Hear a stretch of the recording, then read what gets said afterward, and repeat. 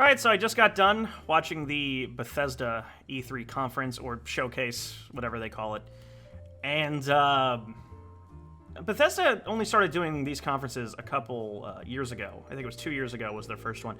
And basically their lineup has been, they've had all right conferences. They've just been solid. They show what you expect.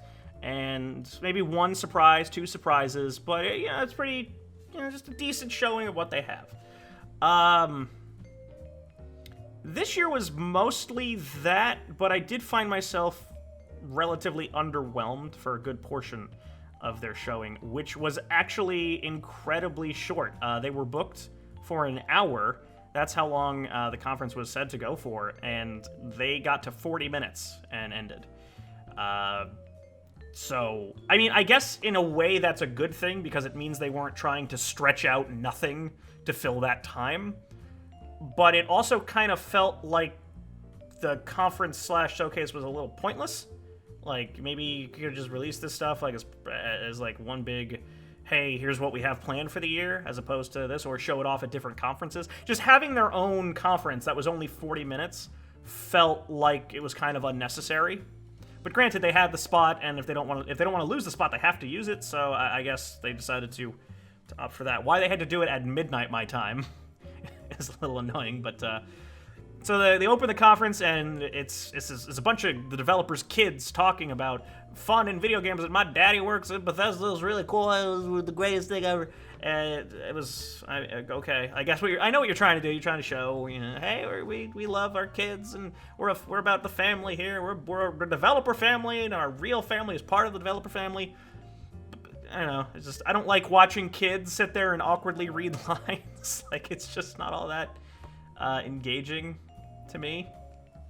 The entire conference was kind of presented around this idea of Bethesda Land, which had this really cartoony, like, 50s, 60s vibe going on, where they would show these, like, animated things going around this theme park map, and they had a narrator who was very enthusiastic. And I liked that presentation aspect. It didn't really get in the way. I don't know if it added anything, but it was fine for what it was.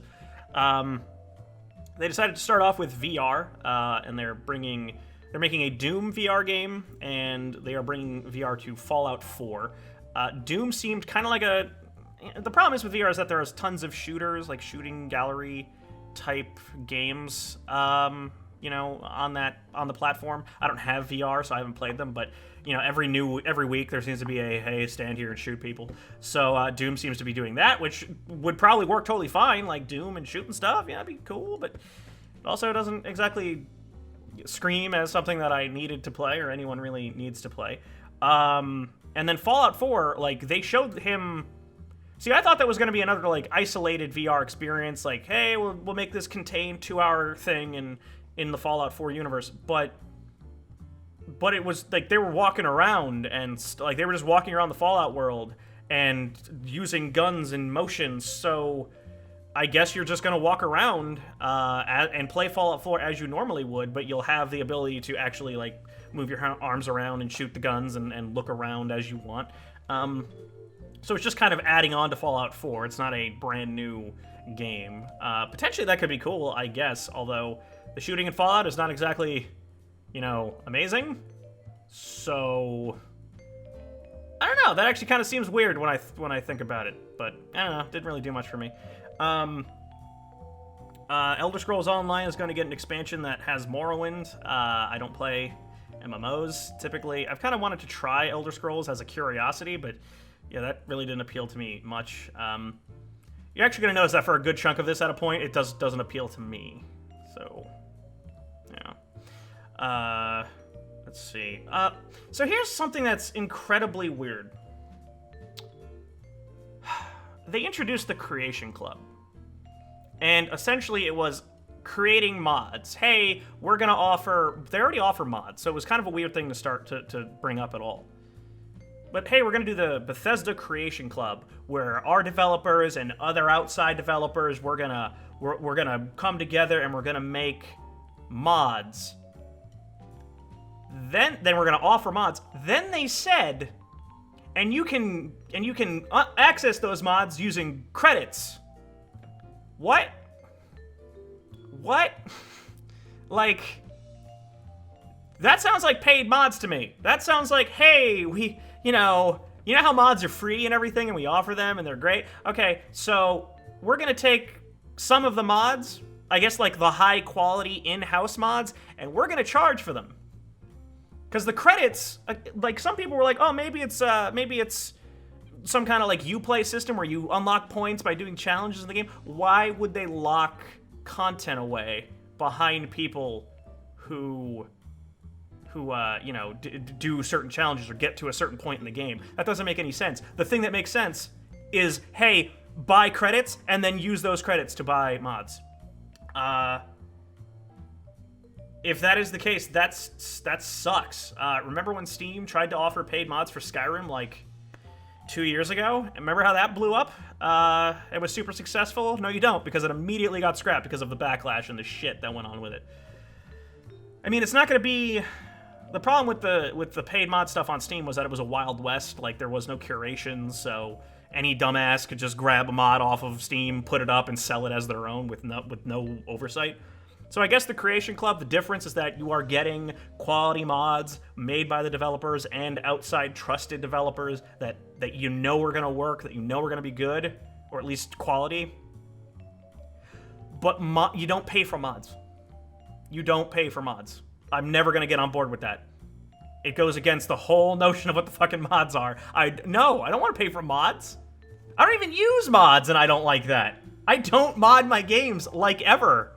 And I immediately just, that leaves a horrible taste in my mouth. And the fact that they thought it was such a cool thing that they put it in their conference, it seems kind of tone deaf to me, personally.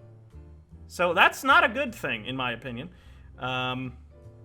Moving on from that, the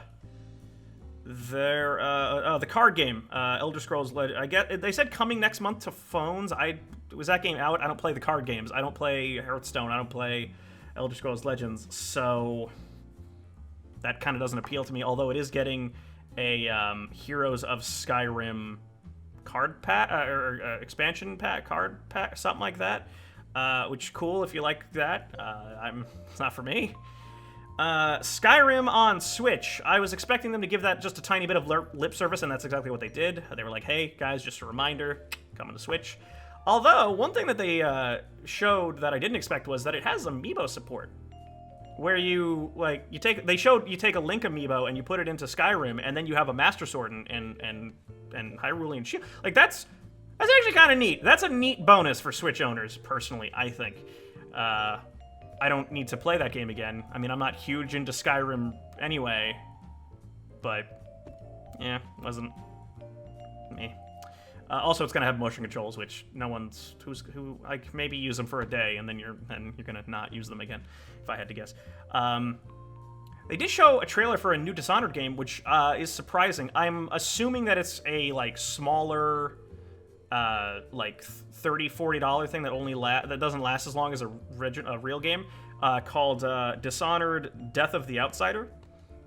And they showed this character with a robot eye and a robot arm, going through this place and stabbing people and shooting people and using magic, as you would expect in Dishonored. They didn't really clarify much on that in the conference itself. And I'm just talking about the conference. I'm not talking about anything that's outside or answered afterward. I'm just talking about immediate reactions to the presentations. So, okay, new Dishonored thing, which I'm assuming is a smaller standalone title. It's not DLC. Very quickly showed Quake Champions. We all knew they were going to show that a little bit. Showing some multiplayer, jumping between characters, shooting people. If you played the beta, then you know what to expect from that. They did announce that BJ Blazkowicz from Wolfenstein will be a playable character in Quake, which that fits to me. That seems cool. What else in there? They also focused on some... They briefly touched... Not focused on, but they briefly touched on the Quake World Championships, and, hey, you can sign up or watch them, and $1 million prize.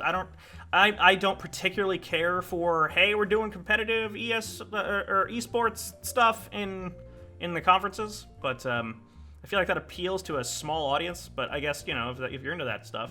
Then the action, the first thing they showed that actually made me like, oh, this looks cool, was The Evil Within 2. They announced The Evil Within 2 with an extended CG trailer, which makes no fucking sense. Like, I really like The Evil Within, but it made no sense. The story was nonsense, and the voice acting was bad. Charming, but bad. And yeah, it didn't make any sense to me. It had him, skulking around spooky places. It had lots of people like coming out of this white substance. Like, I kept calling it yogurt. Like, I had a crow in the yogurt, and they had monsters in the yogurt and faces in the yogurt. Like, okay, I don't understand what any of this means. Sebastian is back, the character from the first game. The girl whose name I don't remember is back. She was relevant in like the DLC more than the actual game for Evil Within, but I didn't actually play the DLC, so I don't know what her relevance is. Apparently his daughter's alive, and then she got set on fire in the trailer. It's weird. And then they very briefly showed some gameplay, just like a montage, lasted like 20-30 seconds of him, running from stuff, shooting stuff. Looks like Evil Within, which I am down for. I'm very down for Evil Within. So sure, let's give us more of that. And that's coming out this year. That's coming out October 13th. Then they closed with a weird, like, 50s sitcom thing where they showed this little girl, or not this little girl, they showed this teenage girl, like, walking home all happy and cheery, and then she sees these two guys, like, in a turned-over truck, and then she blows a whistle, and a giant robot dog comes out, and I didn't know what that was. Like, I was very confused. I felt like I recognized it, but I couldn't place it, and then that actually transitioned into the reveal of Wolfenstein 2, the new Colossus, which looks like more Wolfenstein, and that's a good thing. That last one, New Order, was a very good game. Like, a stunningly well-directed and good action game. It was very engaging. It was a big surprise for me when it came out. And it showed things like, there was one point where I think BJ was riding the robot dog and blowing down Nazis with a flamethrower.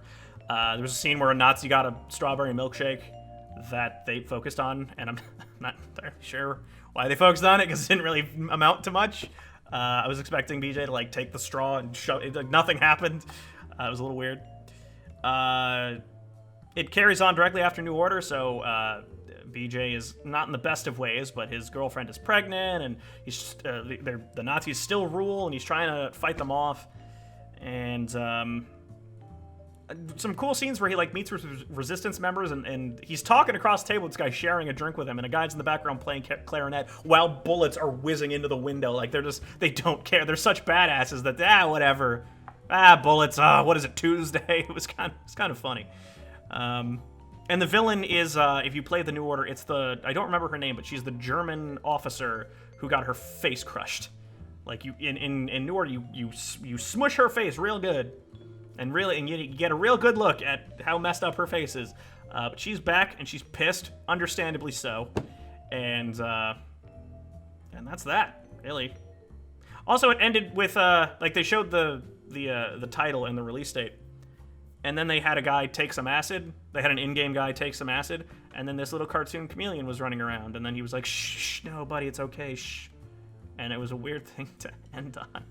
It was, if you've played the New Order, there is, depending on the choice you make, there is a character who I think is supposed to be what's his name, Hendrix, who you can drop acid with, and that you have this really, like, fucking out of nowhere psychedelic nonsense scene, which is kind of awesome.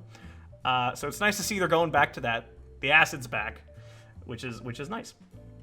And that's coming out in October 27th, day before my birthday. So I'll remember that, and I look forward to playing it. And that's it. That was it. Yeah. So right up until The Evil Within, there was really nothing that interested me. I kind of sat there in a flatline state, like, not engaged. Like, but again, that is me personally. Like, I don't care about the card game. I don't have a Switch yet, so I don't care. I wouldn't buy Skyrim, I think, anyway. I don't have VR stuff. But I also just didn't think they were particularly good showings of anything.